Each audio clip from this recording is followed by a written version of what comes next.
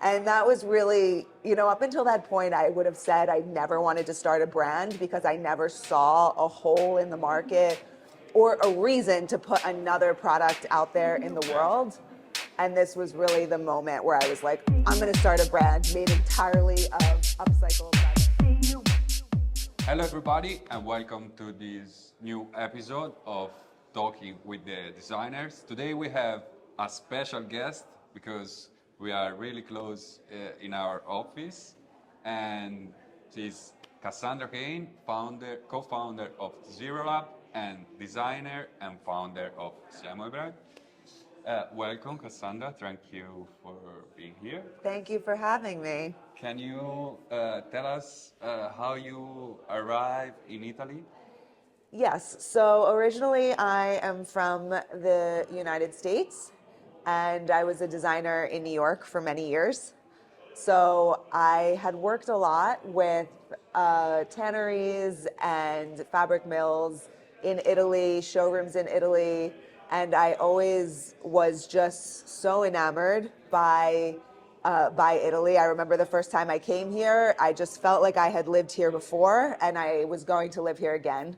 So fast forward to 2017, for the first time I was in between jobs and I just had this idea pop into my head of you need to go to Italy and study handbags. At the time, I had worked for 3 different pretty large brands in the United States, and all 3 of them would ask me to just whip up accessories for the New York Fashion Week presentations or runway shows. I was not an accessories designer at the time. I was designing outerwear and coats and jackets and suits. And so I thought maybe I should go to Italy and learn how to make handbags. And I thought I would go for 6 months to a year. I found the Scuola del Cuoio, which is in Florence, online, and came to visit it, fell in love with it, and just kind of picked up my life and moved for what I thought was 6 months to a year. But after I finished that experience, I fell in love with bag making, and I decided I wanted to stay, as many people who come to Florence do. Yeah. And I was lucky enough to find work as a prototipista in a very small pelletteria in Firenze, and we did mostly luxury runway show samples and some small production for luxury brands. And we did one production for a brand, and we ended up throwing away 60 to 70% of the leather that we used. Wow. It was this beautiful, full grain leather. It had a lot of natural wrinkles in the skin, and the brand did not want to accept anything anywhere in any of the bag, not even in the facings or the inside pocket, nothing. And I just couldn't believe what I was seeing. I had worked in factories all around the world for 10 years, but I had never, when you're a designer, you're going to visit those factories. Yeah. You're not working in the factory every single day. So I went to my boss, the owner of the factory, and I said, is this normal, or did somebody make a really big mistake and they're going to get fired? And he said, it's a little worse than normal, but normally we throw away 50%. And that was really my light bulb moment of, oh my gosh, this was in 2018, 2019. I was like, nobody's talking about this in the luxury industry. There's all this conversation about deadstock and fast fashion in sustainability in the fashion industry. But, if we can't be circular and reduce the amount of waste at the luxury level, we have zero hope for the rest of the industry, quite frankly. And that was really, up until that point, I would have said I never wanted to start a brand because I never saw a hole in the market or a reason to put another product out there in the world.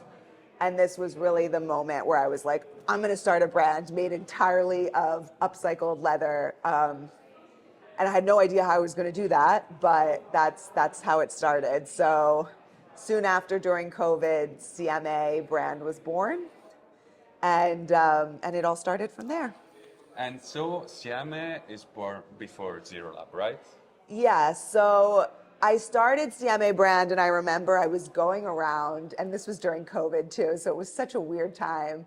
I didn't even have a driver's license yet in Italy, which like so I was going around Scandici like on a bicycle, knocking on doors of different pelletteria, just explaining to them my idea, and most of them were like, just goodbye. We don't know what you're talking about. Like, you American, go away. Yeah, because how it works, like in the pelletteria system, how do they works? It's very much a who you know system, number one. So I think emerging designers have a really big disadvantage because if you're not already in that industry, if you didn't grow up in that industry, or if you don't know people, it's very, very difficult or if you don't have a lot of money behind you, it's very difficult to get started. They don't always want to invest in new emerging brands. So mostly it's by referrals, or you're coming in and you have a lot of money to invest in the development, and then they're like, okay, no problem, because money talks. But finally I did find a pelletteria, and How many pelletterias? did I go to? Yeah. Probably like 10. Okay. Probably 10. I mean, the fact that I even found 10, because, as we all know, they're not really like the most active online or on social, a lot of these places. How did you find the pelletteria? You just like search on Google and go there now? It was mostly asking people. Okay. It was asking people, everybody I knew. I mean, I did have like a network at Scuola del Coio. I worked at a pelletteria. So it was really just asking people and going around until I was able to find. During that time is when I met Gabriele also. But the more I went around to like pelletteria, the more it was really clear. And this is kind of also an idea I had from my days at Scuola del Coio, that I just also needed a space for me to work. I was living in a very small 50 square meter apartment with my now husband.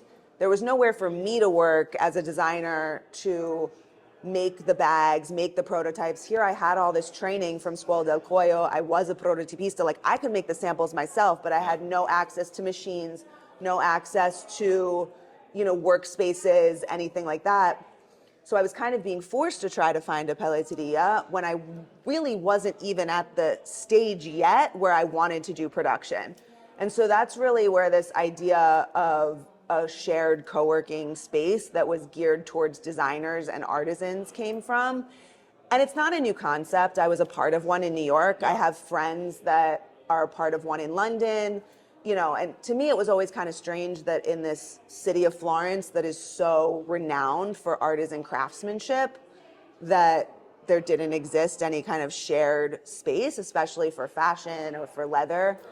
So that's really where the idea of Zerolab came. It was like my own personal need for a space like this, and also just not really feeling like if I needed a space like this, then probably there was enough other people out there who needed a space like this. So that's how, and also because I needed a way to actually collect all of the leather scrap, because it's not exactly legal to just like go around to the dumpsters in Scandici and like take the leather out of the dumpsters, even though it's all there. So, the more I started down this path of wanting to launch the brand, the more it became clear that there needed to be like a space and an infrastructure to collect a lot of this material in a legal way and then be able to reuse it. So how do you meet your co-founder, and what can we do in Zerolab, and what is Zerolab in general? Yeah, so I met Gabriele during COVID in 2020, 2021, and we were both ruminating on the same idea of doing something with leather waste, because we both just saw it as such an opportunity. Scandici, it's the most important material in Scandici. Scandici is a very important city economically in our area. Yeah. And we met in Scandici through kind of like trade, association. And I told him the idea, and I don't know why, but he was very much on board with it. I think it was just kind of meant to be that we found each other We were definitely the two youngest people in this group of all pelletiere from Scandici. And we started making the plans to open Zerolab and, getting the space and renovating it and everything. And we were able to open in June of 2022. And since then, the space has evolved a lot, but principally it's a hub. It's a hub for designers and artisans or creatives and even amateurs to come and be able to have access to materials, to recovered materials, to have a space to work, to a space to connect with other creative people and people passionate about upcycling and a more sustainable fashion industry. And it's also a space for amateurs to come and interact with, the leather industry and the leather material for the first time. It's, we do a lot of workshops for people who are interested in learning how to make bags. We also work with a ton of international schools and Italian schools to provide educational, hands-on experiences.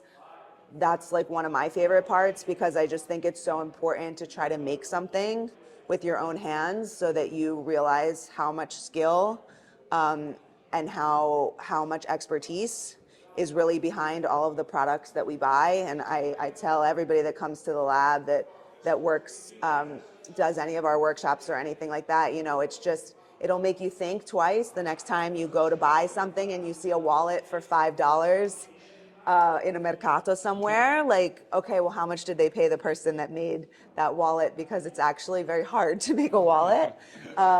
So, think it's really, every year we're open, we're finding new opportunities and new ways that we can serve the community and be a community creative space. But I think everyone would agree that like a space like Zerolab was really needed for a lot of different reasons for a lot of different people. Yeah, as you said, in Florence, we don't have a place like this. And it's really weird. Yeah, and I think for emerging brands, like for me, I always say you want to start a handbag brand or a leather brand. It's not like fabric where you can just buy a pretty decent sewing machine and a good iron and go. Like you need a lot of machines and they run on industrial grade electricity and they have a lot of regulations attached to them. You can easily spend 30, 40, 50,000 euros on all the machines that you need. And that's just before you start the brand. Before you start. And that's just not practical or possible, let alone the amount of space that you need and all the regulations that you need to follow and everything like that. So that's why I just so strongly believe in a space like this, because you need to give people access in order for them to come up with solutions. Creative solutions. And talking about sustainability and circularity in general, what's the point of people? Is people aware of the problem, or is just something that the expert is talking about? I think in terms of waste, I think we're very, very aware of clothing waste, especially when we see all those images on social media of fast fashion piling up on beaches in the global south. But I think we're a lot less aware, even as people who work in the industry, of material waste and all of the waste that happens pre-consumer. 1 billion pounds or 750 kilos a year just in the leather and accessories industries are thrown away, like of materials are thrown away. A lot of that is leather, but it also includes other materials. And that's just in Italy. Like that's just in Italy every single year. So when I started really diving into the numbers get so big so fast that it's actually impossible to even imagine. And it's just so clear that we can't keep going on like this. We just can't keep going on like this. And tell something about the design, talking about your brand, the design, your inspiration, and how you can design a bag like this. So for SIEME brand, my biggest inspiration is the leather that I collect. So every collection starts with what leather we receive at Zerolab and what leather I find and the colors and the types of leather.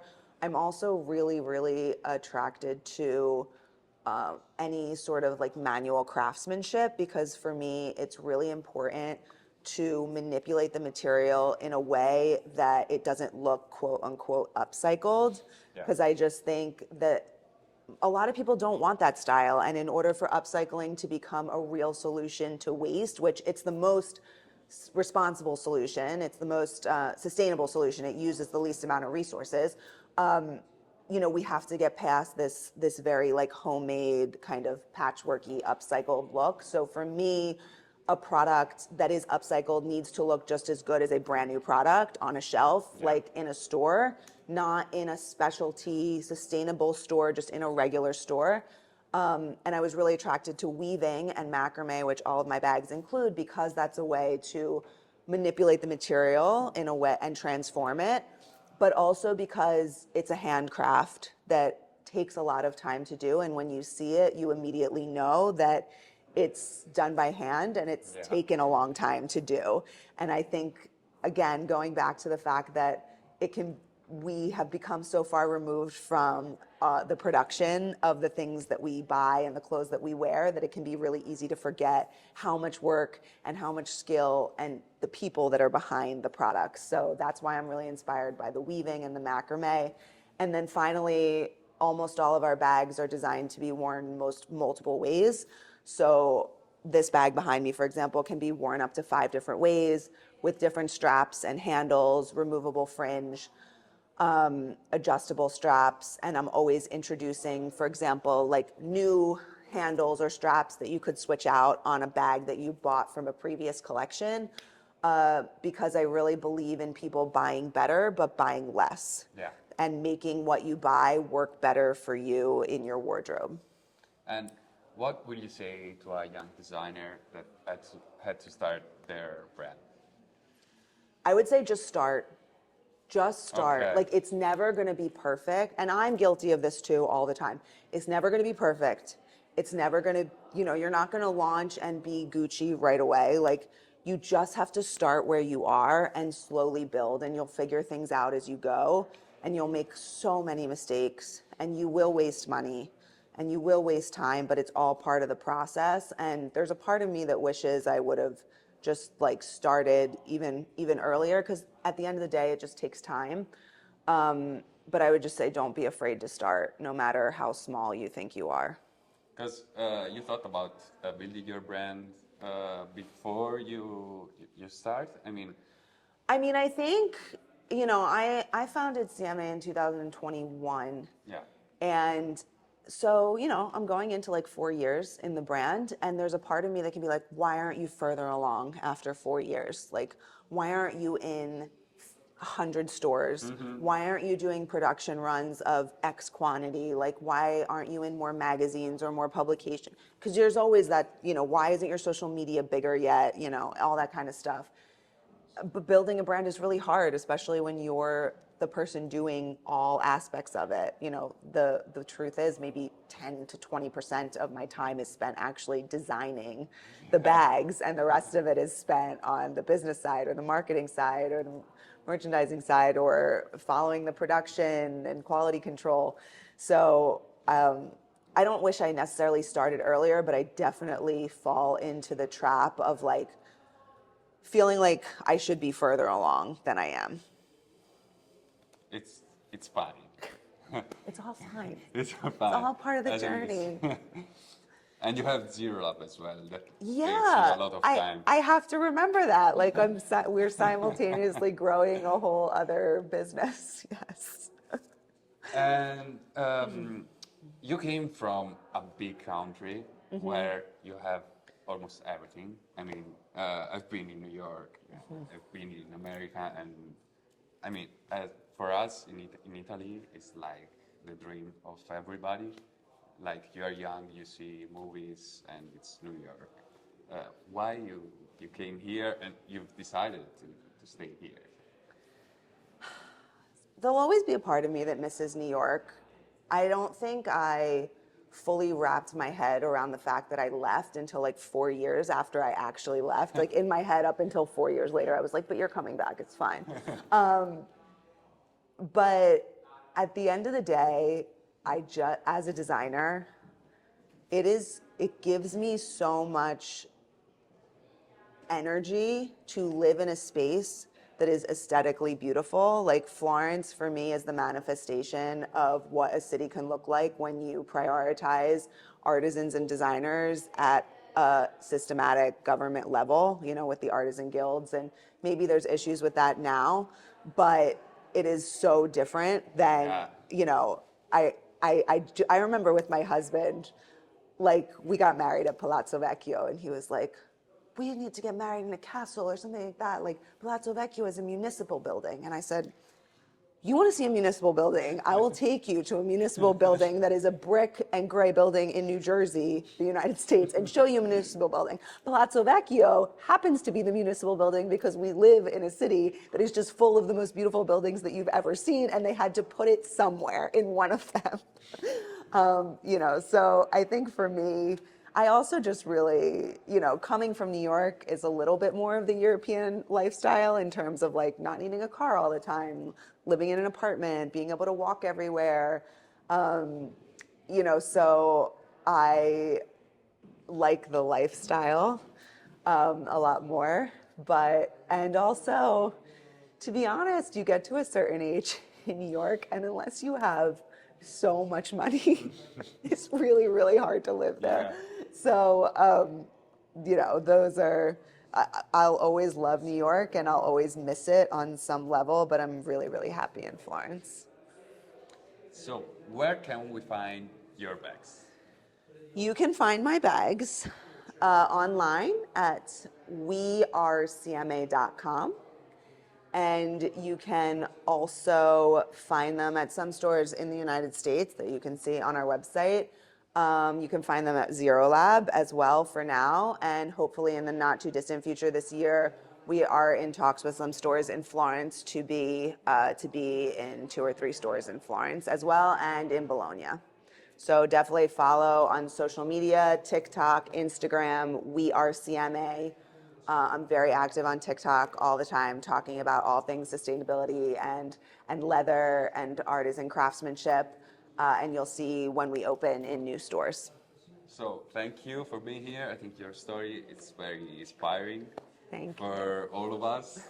And for all of you, thank you for watching the video. Subscribe to the channel and see you next time. Ciao.